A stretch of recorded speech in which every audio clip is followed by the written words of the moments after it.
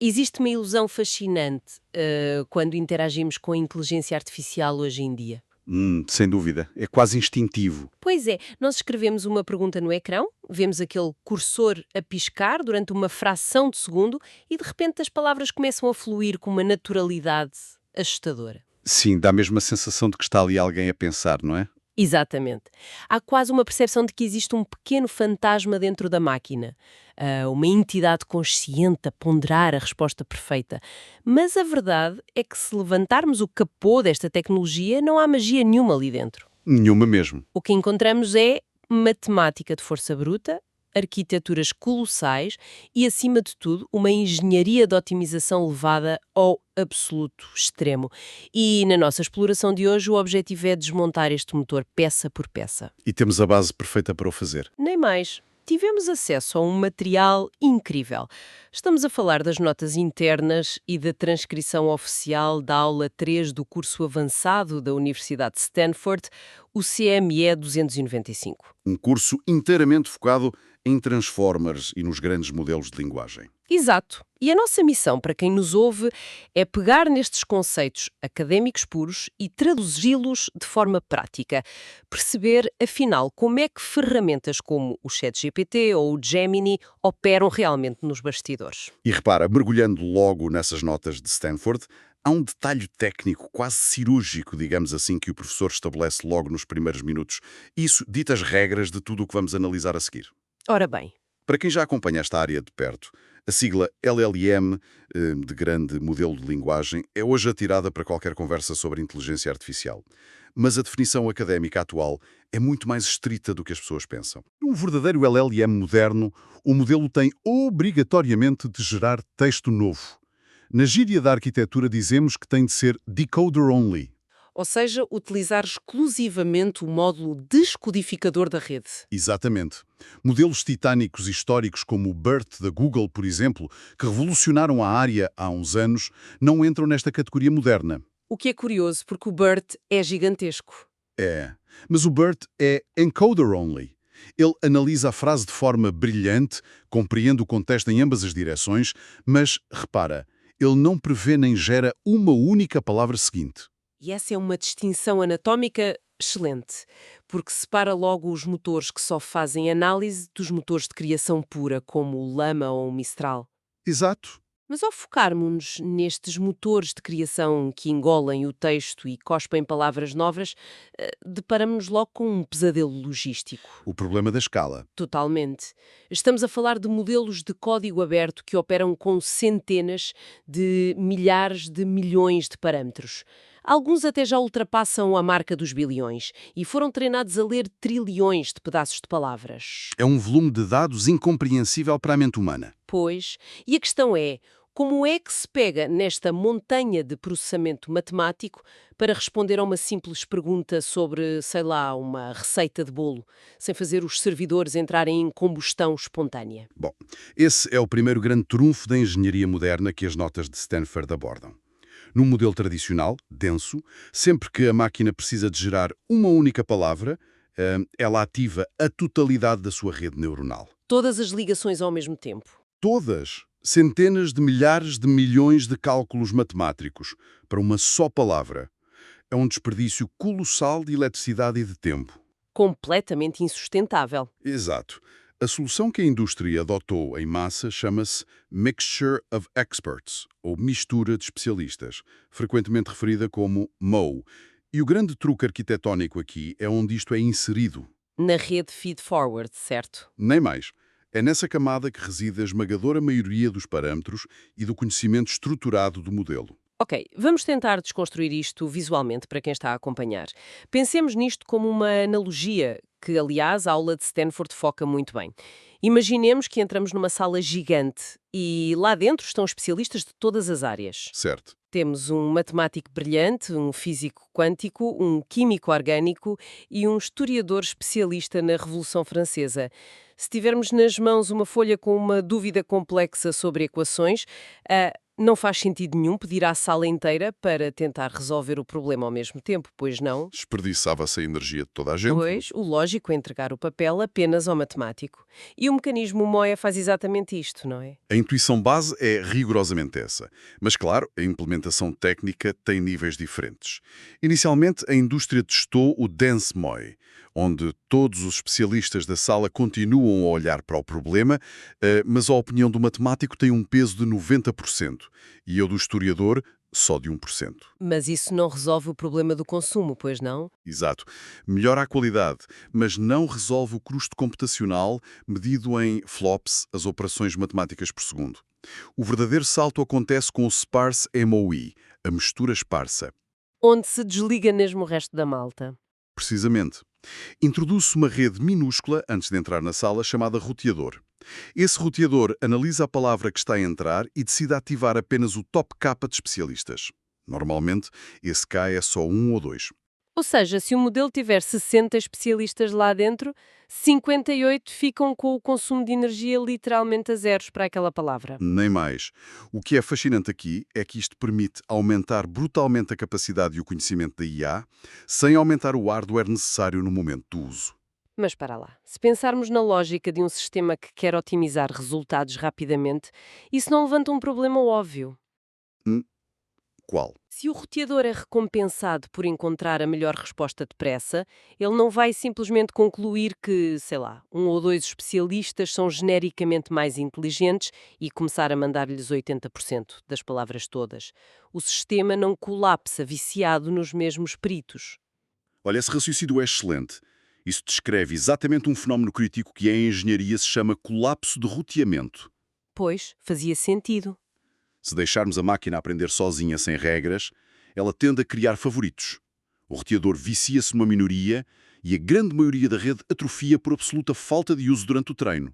Então, como é que os engenheiros resolvem isso? Não podem simplesmente pôr uma regra manual a dizer tens de usar todos por igual, certo? Não, as regras manuais num sistema desta escala não funcionam. Eles introduzem uma solução elegante na matemática de base. Uma função de perda auxiliar. É essencialmente uma penalização na equação. Se o roteador começar a mandar demasiado tráfego só para um especialista, a equação multa o sistema. Ah, interessante. Uma multa algorítmica. Exato. E além disso, aplica uma técnica muito curiosa chamada noisy gating. Adicionar ruído de propósito? Sim, a máquina adiciona intencionalmente uma pequena flutuação aleatória, um ruído, à pontuação que o roteador dá a cada palavra. Isto permite que um especialista subutilizado, que estava quase a ser escolhido, receba um pequeno empurrão algorítmico. Para ganhar a corrida e processar a palavra. Pois. E assim tem a oportunidade de provar o seu valor e ajustar os seus pesos.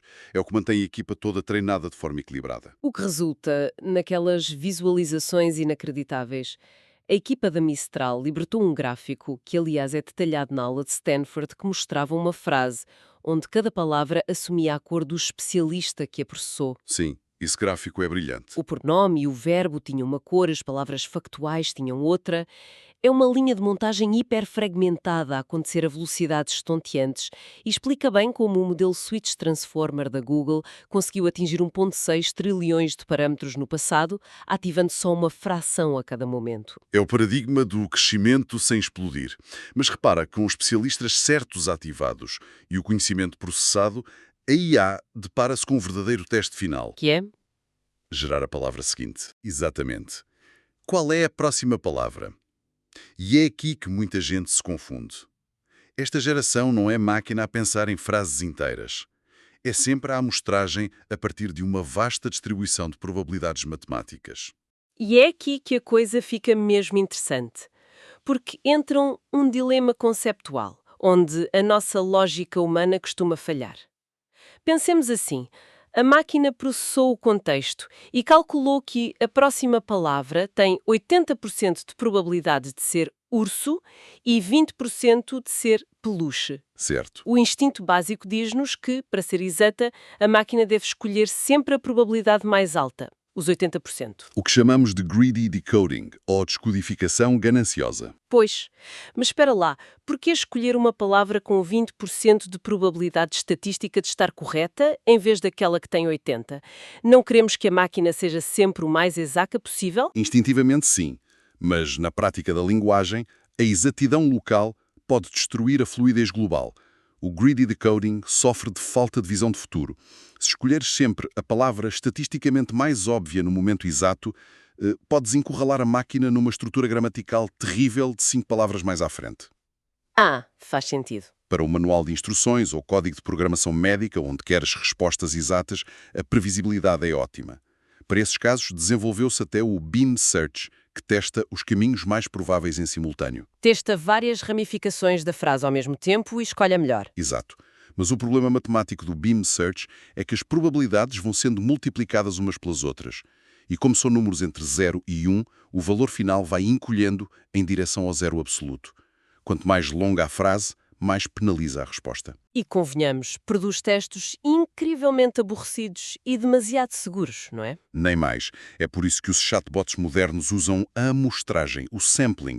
É isso que permite ao modelo escrever uma história de embalar sobre um urso de peluche que pareça viva e humana e não redigida por um burocrata. Mas, para não correr o risco de a máquina escolher uma palavra com 0,01% de probabilidade, aplicam-se aqueles filtros todos. Pois, o top K que corta o ranking e o top P, ou Nuclear Sampling. Que soma as probabilidades de cima para baixo até atingir, digamos, 90% de massa e só escolhe palavras dentro desse núcleo forte. Cortando a cauda da distribuição. E olha, a cereja no topo do bolo desta roleta toda é o hiperparâmetro mais famoso de todos. A temperatura. É o que a malta mais ajusta quando programa estas coisas. É verdade. Nas equações que convertem os números brutos de rede em percentagens de 0 a 100, a temperatura atua como um divisor matemático. Se a temperatura for perto de 0, o gráfico deforma-se. Fica conservador. Fica hiperconservador. A palavra mais provável ganha um pico gigante e esmaga as outras todas. Ideal para factualidade. Se usarmos 0,7, que é o padrão da maioria dos assistentes virtuais, o gráfico fica equilibrado. E se passarmos de 1 ponto? Aí, o gráfico achata-se. Palavras muito improváveis começam a ganhar probabilidades reais. É o caos criativo, ideal para fugir a bloqueios de escritor ou fazer brainstorming. E sobre esse aspecto de forçar a zero, há um detalhe nas notas de Stanford que é delicioso para quem gosta de hardware. Às vezes um programador força a temperatura a zero à espera de um resultado 100% determinístico. Mas, ao repetir a exata mesma pergunta, a resposta vem ligeiramente diferente. Sim, isso é fascinante. E a culpa nem é do algoritmo. A culpa é da forma como os GPUs executam as operações matemáticas. Há uma escala microscópica, na soma de milhares de decimais nestes processadores paralelos, a ordem de chegada da eletricidade altera ligeiramente a casa decimal final. É literalmente a física a sobrepor-se à matemática. Absolutamente incrível. Mas, ora bem, já percebemos como a IA cria frases bonitas, variadas, usando especialistas. O problema é que de nada serve uma resposta super criativa se for completamente inútil para o que nós pedimos, certo? Esse é o grande calcanhar daqueles. Como é que garantimos que ela não divaga livremente e perde a lógica? O que nos leva diretamente para o domínio das estratégias de prompting, a arte de guiar a máquina. A abordagem mais simples é o zero shot. Fazes a pergunta e pronto, rezas para que corra bem. Sim, o que a maioria das pessoas faz no dia a dia. Exato. Mas quando a tarefa é complexa, tentamos o few shot, onde damos exemplos de perguntas e respostas antes da instrução real. O perigo aqui, e Stanford avisa com letras garrafais sobre isto, é o context rot, o apodrecimento do contexto. Pois, nós temos a tendência para achar que estas ferramentas são caixas sem fundo, que quanto mais PDFs lá tirarmos para dentro, mais inteligentes elas ficam. E é exatamente o oposto em muitos casos. O famoso teste empírico da agulha de um palheiro demonstra bem isso. Se esconderes um pequeno facto no meio de centenas de páginas e pedires ao modelo para o encontrar, a precisão da máquina cai a pique. Aumentar absurdamente a janela de contexto degrada o foco da atenção, não é? Sem dúvida. Dilui a atenção por milhares de palavras irrelevantes. Mas há uma técnica revolucionária para combater a falta de raciocínio, que é a chain of thought, ou a cadeia de raciocínio. Na prática, forças o modelo a não dar a resposta final imediatamente. Obriga-lo a escrever, passo a passo, a sua lógica. Sabes o que é que isso me lembra imediatamente? O quê? Isto é exatamente como os professores de matemática na escola. Ah, sim. Eles detestavam quando nós apresentávamos só o resultado final na prova. Diziam sempre, não me dês só o resultado, mostra-me os cálculos. Porque assim, se errares numa soma básica a meio, sabemos exatamente em que passo te enganaste. O Chain of Thought permite este debugging, não é? A analogia é perfeita. É exatamente isso. Mas há um detalhe que as pessoas não percebem. A magia disto não é só para nós humanos lermos e corrigirmos.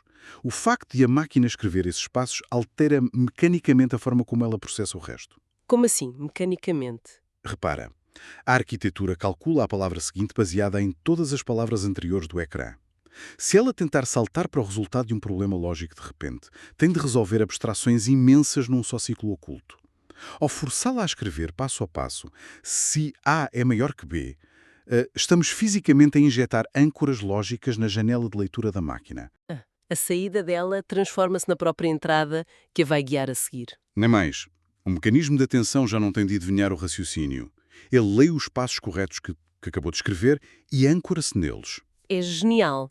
E para ambientes críticos onde não pode haver falhas de todo, as notas falam ainda do self-consistency, não é? A autoconsistência. Sim, que é essencialmente fazeres a mesma pergunta ao modelo várias vezes, em paralelo, criando dezenas de cadeias de raciocínio invisíveis. Depois, aplica-se uma votação democrática. A resposta que a máquina obtiver mais vezes é a que aparece no ecrã. Votação por maioria simples. Exato. E se ligarmos isto ao panorama geral da evolução, percebemos que estes modelos de raciocínio estão a provar que instruções meticulosamente redigidas, que exigem lógica passo a passo, ultrapassam largamente a velha técnica de dar dezenas de exemplos, few shot. Libertam a rede para generalizar de forma muito mais inteligente. Bom, então façamos aqui um ponto de situação. Força. Temos os especialistas certos ativados sem queimar o hardware todo. Temos a criatividade perfeitamente calibrada com a temperatura. E fomos guiados com lógica pura através da cadeia de raciocínio. O modelo está brilhante. Mas. Há sempre um mas. Há sempre um mas. Se este processo todo demorar 5 minutos a gerar um parágrafo, o utilizador fecha a janela e vai-se embora. Sem dúvida. A impaciência humana não perdoa. E isso leva-nos à fronteira mais dura desta tecnologia, que ocupa uma boa parte da aula de Stanford. Como é que os engenheiros tornaram isto incrivelmente rápido e eficiente em termos de memória? Entramos no admirável mundo das otimizações de inferência. É vital compreender que o gargalo da IA não é o processador matemático em si. É o trânsito. O ato físico de transferir blocos gigantescos de memória da RAM para o processador, palavra a palavra. O que obriga a gerir esse tráfego, e a técnica base para isso é a KV Cache, certo? A caixa de chave-valor, sim. Pensa assim. Para a máquina para ver a centésima palavra, a matemática diz que ela tem de olhar para todas as 99 palavras para trás. Recalcular as representações disso tudo do zero a cada nova palavra seria um desastre absoluto de lentidão. Pois, imagino. Então, a Cache poupa esse processamento, guardando essas matrizes na memória à medida que avança. É importante notar que isto é usado só na inferência, no uso real, nunca durante a fase de treino. Ok, poupamos cálculo. Perfeito. Mas isso levanta um problema de espaço brutal, não? Porque o servidor não adivinha se o modelo vai responder com uma frase curta ou um ensaio de 1000 palavras. Exatamente. Se o sistema reservar, por precaução, um bloco enorme de memória contínua, e a IA só responder sim, o resto do espaço fica vazio e trancado. Outras pessoas tentam usar o chat e o servidor dá sinal de lutado. Fragmentação pura de memória. Sim, e foi para combater isso que criaram a Page Attention, num sistema VLM. O que é fantástico aqui é que foram buscar a solução aos sistemas operativos clássicos, da velha guarda. Tal como o Windows gera memória virtual em blocos rígidos, a Page Attention divide a memória de contexto da IA em páginas de tamanho fixo, vão sendo alocadas consoante a necessidade. Resolves a fragmentação e pões o servidor a aguentar o dobro ou triplo das conversas em simultâneo. E se isso não chegar? Porque o modelo chinês DeepSeek foi ainda mais longe com a sua Multi-Latent Attention, ou atenção multilatente.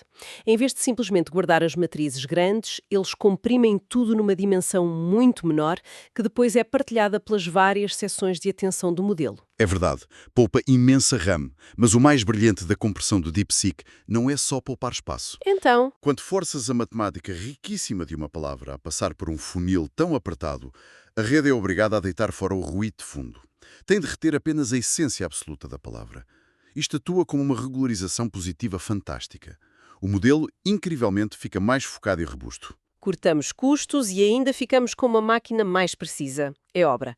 Mas, confesso-te, de todas as otimizações das notas, a minha favorita, de longe, o meu truque preferido, é o Speculative Decoding, a descodificação especulativa. Essa técnica é lindíssima do ponto de vista matemático. Então, o que é que isto tudo significa na prática? Pensemos nisto como um ambiente de redação. O modelo principal é um editor sénior, brilhante, infalível, mas muito lentinho a digitar no teclado. E ao lado dele temos um estagiário na equipa. O modelo pequeno e rápido. Exato. Não é tão inteligente, mas tecla a uma velocidade vertiginosa. Em vez de obrigarmos o sénior a escrever devagar, palavra a palavra, mandamos o estagiário escrever rápido um rascunho de várias palavras seguidas, tipo, o meu urso de peluche voa. Certo. Depois, pegamos nesse bloco e entregamos ao editor sénior de uma só vez. Ele lê tudo rapidamente, faz um visto de aprovação nas primeiras 5 palavras e chumba a última, o voa. Altera essa palavra e avança tudo em segundos. É muito mais rápido. A analogia é perfeita e gosto muito da forma como descreves a mecânica. Mas muita gente questiona. O tempo que o editor sénior gasta a ler o trabalho do estagiário não é igual ao tempo que demoraria a pensar nisso do zero. Pois, o nosso instinto diz que sim. Mas é aí que regressamos à questão física da memória. Para o processador gigante, verificar se a matemática do estagiário faz sentido é instantâneo. O atraso está em carregar a memória pesada do modelo sénior para o chip. Se o modelo já lá está carregado nesse instante, avaliar uma palavra ou avaliar o bloco de 10 palavras do estagiário em paralelo demora rigorosamente o mesmo tempo. Poupam-se imensas viagens de memória. Exatamente. E fico entusiasmado com a beleza da prova matemática por trás disto. A distribuição de probabilidade final da frase validada por este processo mantém-se matematicamente intocável. A qualidade final é 100% equivalente ao modelo grande sozinho, mas o texto aparece no ecrã muito mais rápido. E a cereja em cima do bolo, as notas mencionam que o passo seguinte nisto é Multi-Token Prediction, a previsão multi-token, onde o estagiário nem sequer é um modelo separado. O estagiário vive literalmente embutido no próprio modelo principal, usando cabeças secundárias de atenção. Nem mais. O corpo principal tenta prever o agora e as cabeças extra, treinadas com um objetivo diferente, já estão a tentar prever as 3 ou 4 palavras que vêm a seguir no futuro. É de uma eficiência assombrosa. Para quem nos tem acompanhado nesta exploração de hoje, acho que conseguimos dar um panorama muito claro. Sim, foi uma viagem longa aos bastidores. E a nossa missão era mesmo essa. Relembram que da próxima vez que usarem um chat de IA e virem aquelas palavras a deslizarem no ecrã, saibam que ali por trás há matemáticos e historiadores a ser ativados de forma esparsa no MOL, rascunhos de estagiários a ser verificados a velocidades supersónicas e uma roleta de probabilidades a balançar com a temperatura. Tudo isto ancorado numa cadeia rigorosa de raciocínio. Sem dúvida. E se pensarmos nisso, isto levanta uma questão importante, de dimensão quase filosófica para o futuro. Que é qual? Com técnicas como esta de multi-token prediction, onde o modelo já gera palavras em blocos maciços do futuro em vez de pensar apenas na palavra imediata, nós sempre forçamos estas redes a imitar a biologia humana, não é? Sim, a falar sequencialmente, uma palavra de cada vez, como nós falamos agora. Exato. Mas se os modelos são brutalmente mais eficientes a conceber ideias em blocos simultâneos, será que o próximo grande salto da IA será abandonar completamente a linguagem cronológica como os humanos a estruturam? Será que vão criar uma forma de comunicação alienígena, instantânea, construindo enormes blocos conceptuais num só disparo inscrutável? Uau! Bem, isso muda completamente o jogo e vira a nossa definição de linguagem do avesso. É um excelente pensamento provocador para deixarmos no ar. Fica o convite para processarem todas estas ideias da engenharia moderna que discutimos. Foi um prazer. E voltaremos. Prometemos, noutra análise tão imersiva como esta. Até lá, continuem atentos e a questionar tudo.